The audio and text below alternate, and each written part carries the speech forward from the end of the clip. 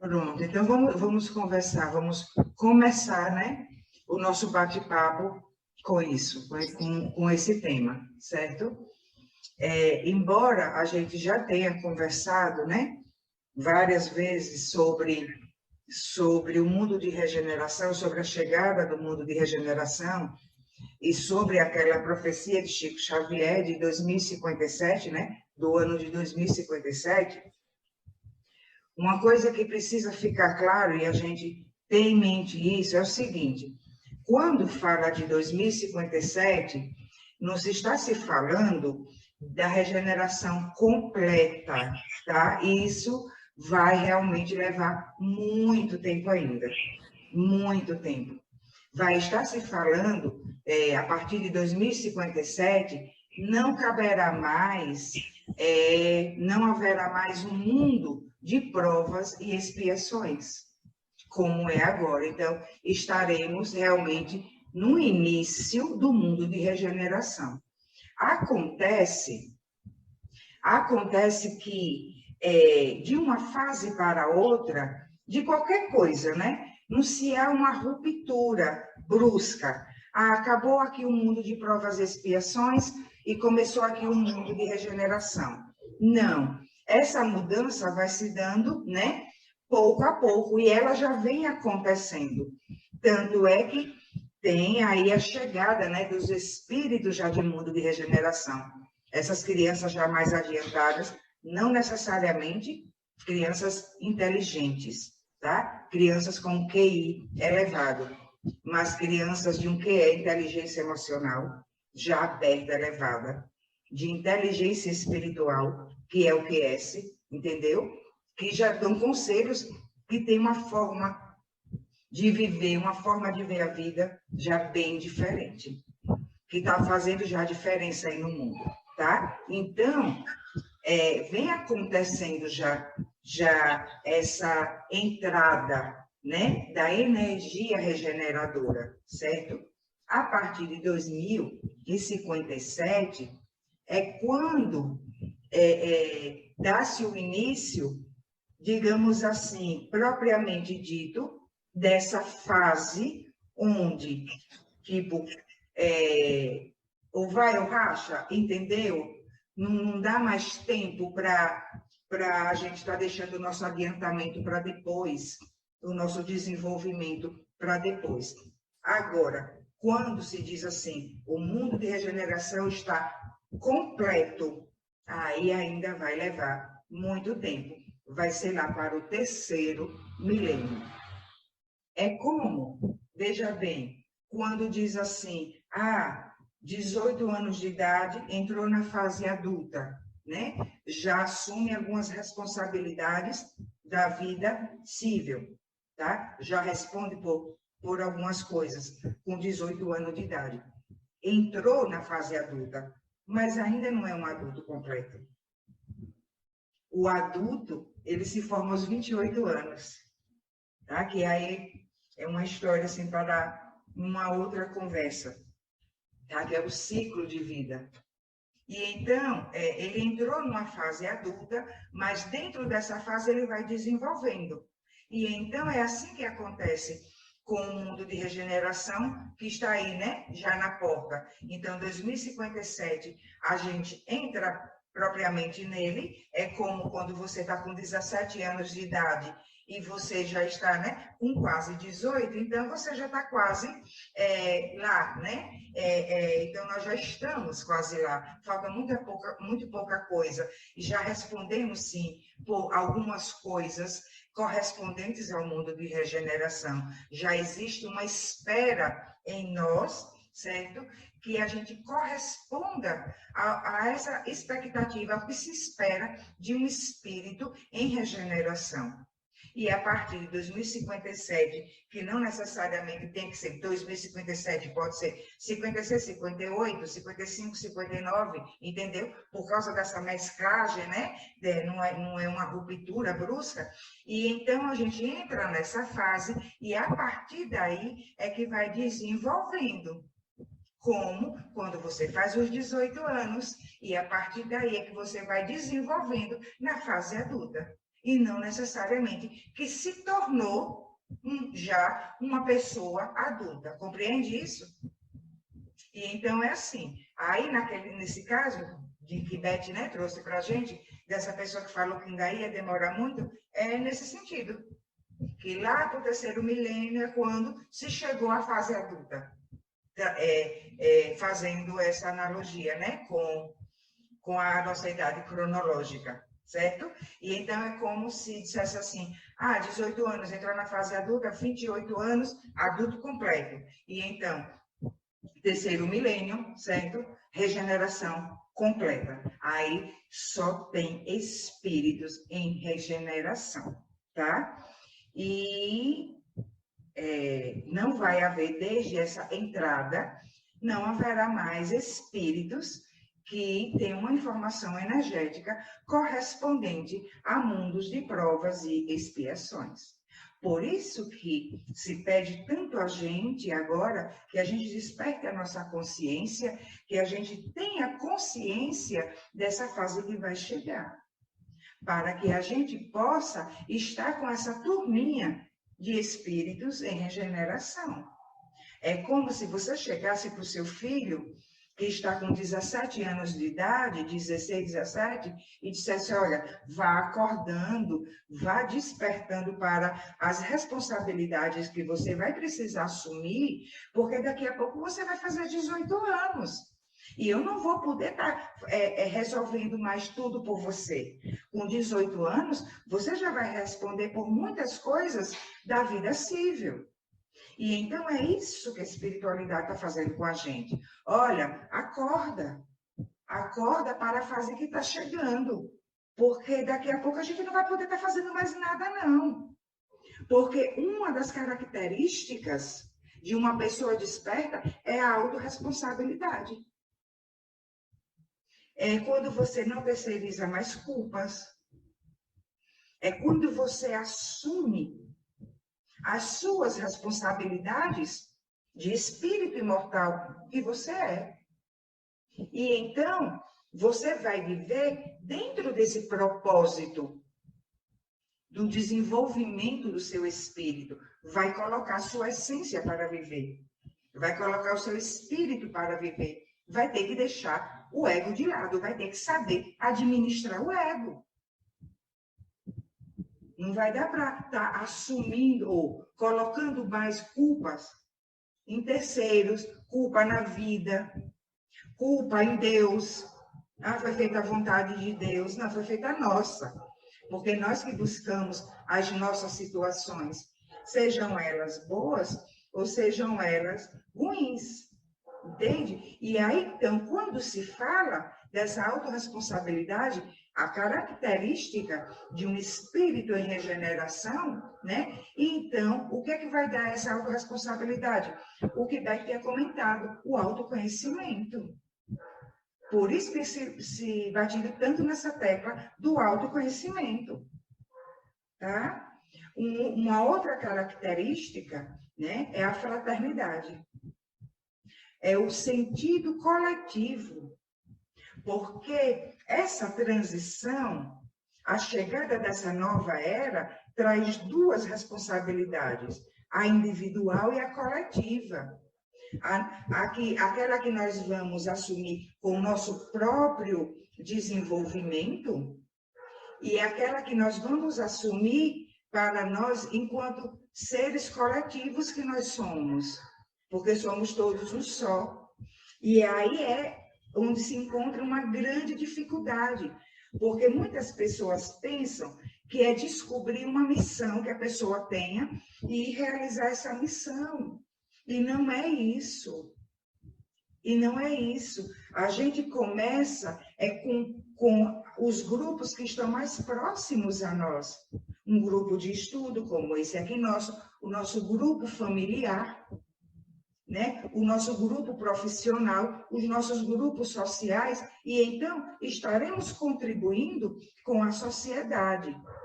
No outro tocante, tem aquela coisa de trabalhos sociais, atividades sociais que nós podemos desenvolver. Claro, Acontece que não adianta desenvolver esse trabalho social se a gente não está assumindo essa responsabilidade no grupo que nos foi confiado, que é o nosso grupo familiar, que é com as pessoas que estão mais próximas de nós.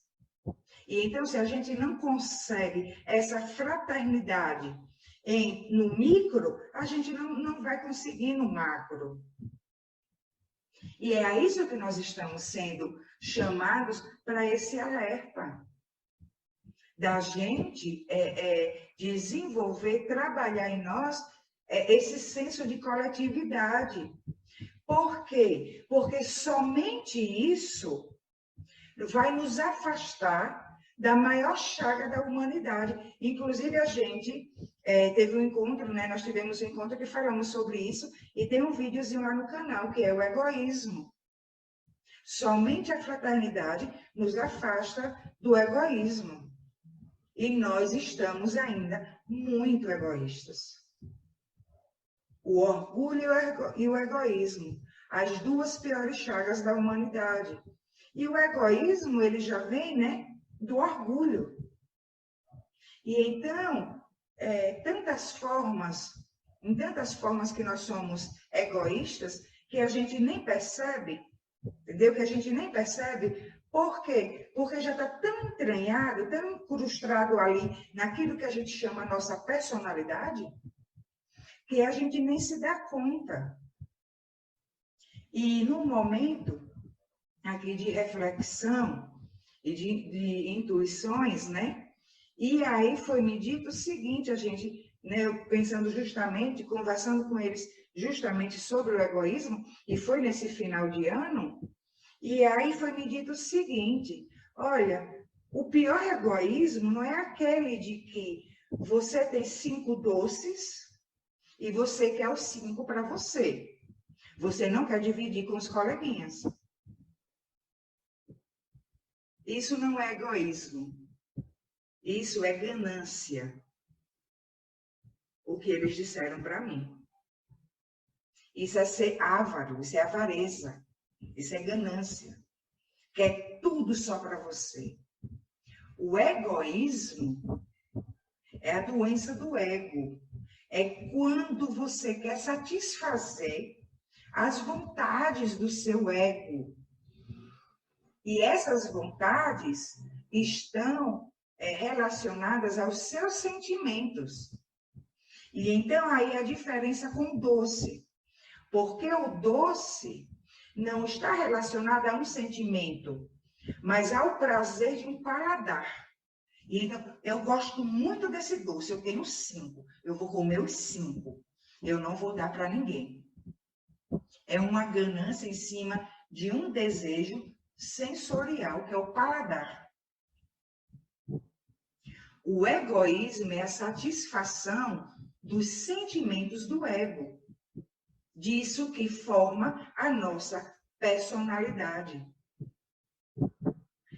E aí a gente comete esse egoísmo várias vezes, sem a gente se dar conta. Por que a gente não se dá conta? Porque a gente não pratica o autoconhecimento. A gente deixa para pensar no autoconhecimento quando uma atitude nossa gerou um dano inesperado. Nossa, eu não sabia que ia acontecer isso porque eu me omiti em tal situação ou porque eu falei demais em tal situação. A gente, quando a gente para e pega um pouquinho do que a gente já estudou e diz assim, caramba, não deveria ter feito isso. E então a gente usa o autoconhecimento para o efeito e não para se evitar a causa. Entende? Não para se evitar a causa. Então a gente não pratica o autoconhecimento antes das nossas atitudes. A gente pensa nisso só depois que já aconteceu. É válido? É melhor do que nada, né? Não fazendo depois, né? Mais vezes, é melhor do que nada.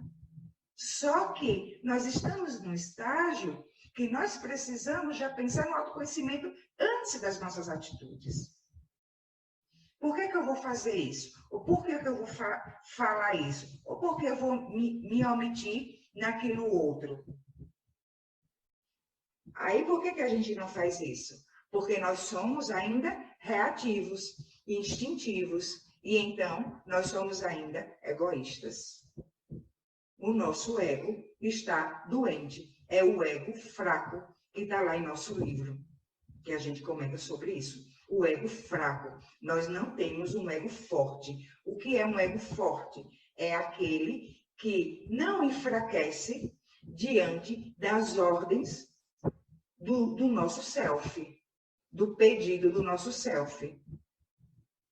E ele se coloca a serviço do self. É o bom servo a que Jesus se referia. O bom servo. E então a gente vai colocar o nosso personagem a serviço do self. E a gente só atende ao pedido do self depois que algum estrago aconteceu, e não antes. E nós já conquistamos nesse trajeto evolutivo, nós já conquistamos não fazer o mal intencional. Vou fazer isso para prejudicar fulano. Tudo bem até aí, mas nos falta ainda fazer o bem. E fazer o bem é deixar de ser egoísta. E então é ser fraterno. É se ver no lugar do outro. E vou dizer uma coisa para vocês, meus queridos. A gente precisa pensar um pouquinho a respeito do que tanto se fala agora do amor próprio. Que a gente se atrapalha um pouquinho nisso. A gente se confunde um pouquinho aí as coisas quando o assunto é amor próprio. Por quê? Não tem como falar em fraternidade se não falar em renúncia. Alguém precisa ceder mais um pouquinho. Nós não podemos ser injustos conosco mesmo, porque aí podemos estar alimentando o egoísmo do outro, atendendo a todas as necessidades dele. Certo? Mas aquele que despertou sua consciência cósmica, como já conversamos outras vezes, que é aquele senso de ser imortal que nós somos e que aqui é uma passagem, é tudo transitório, ele não encontra dificuldade em renunciar em alguma coisa. E então, esse egoísmo que diz respeito à nossa personalidade e que os amigos disseram, olha, o pior egoísmo é esse, porque a pessoa se segura, a sua base, o seu pilar é a sua personalidade. E ela não consegue renunciar a um pouquinho desse seu jeito de ser pelo outro. É muito difícil a gente conseguir uma transformação se a gente não tiver essa tomada de consciência e coragem para o autoconhecimento prévio. E não para cuidar do efeito, mas para se evitar a causa de algum dano. E esse dano pode ser o sentimento do outro.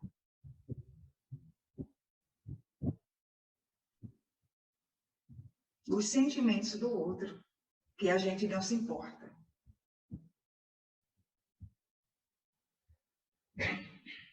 Então é isso, no resumo, mundo de regeneração. Para se chegar lá, autoconhecimento e fraternidade. Autoconhecimento, autorresponsabilidade. Fraternidade, requer renúncia. Que a renúncia é quando a gente, então, sai da inflamação do ego. Inflamação de doença mesmo, tá? Não é do ego inflado, é da doença mesmo, da inflamação, desse prurido do ego. Quando a gente consegue deixar de ser egoísta. O ego continuará existindo porque ele precisa existir. Mas se a gente deixa, se a gente cura o nosso ego, a gente coloca ele a serviço do nosso Deus interior. E aí sim, seremos o sal a luz do mundo, o sal da terra e a luz do mundo, como disse Jesus. Aí sim, estaremos contribuindo como ser coletivo que nós somos para um mundo melhor. E então, para a entrada do mundo de regeneração. E quando que ele vai acontecer? Estamos no amanhecer dessa nova era. O papai e a mamãe que fala lá para o filho de 17 anos, ô menino, para de dormir até meio-dia. Que próximo ano, daqui a alguns meses, melhor falando, você já vai fazer 18 anos. Você vai para a faculdade e você vai ter que arrumar um emprego. Então, já comece agora a acordar mais cedo para ir acostumando.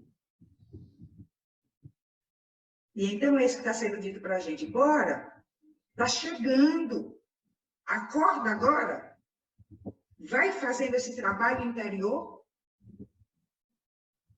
Porque, para que você não sinta um impacto abrupto dessa responsabilidade quando ela acontecer e não vai ter mais jeito.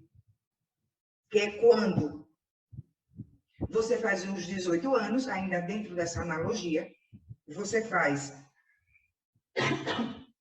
uns 18 anos e seus pais não têm condição nenhuma e simplesmente eles chegam para você e dizem assim, olha, não tem mais o dinheirinho para ir para a escola, não. Você já terminou o ensino médio. Você vai ter agora, de qualquer jeito, querendo ou não, acordar cedo e procurar um emprego. Senão você não vai ter R$1. É isso que está acontecendo.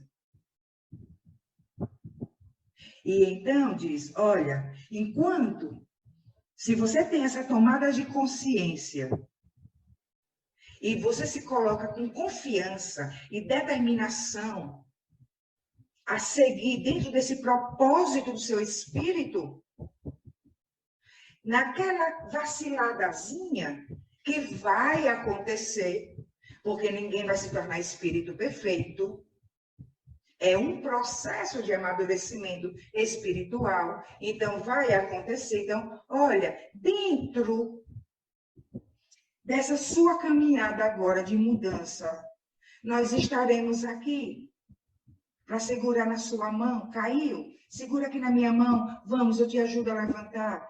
Só é você saber agora que isso que você fez, você não vai fazer mais. Não, não chore. Não alimente sentimento de culpa.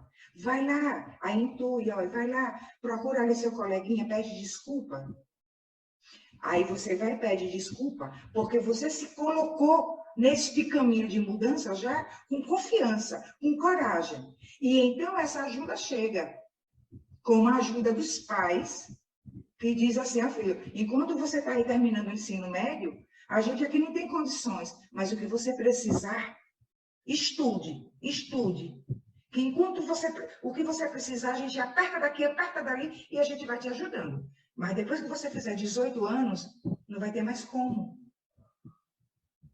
E aí, então, chega a nova era. E então, quando eles vão dizer, olha, não tem mais como.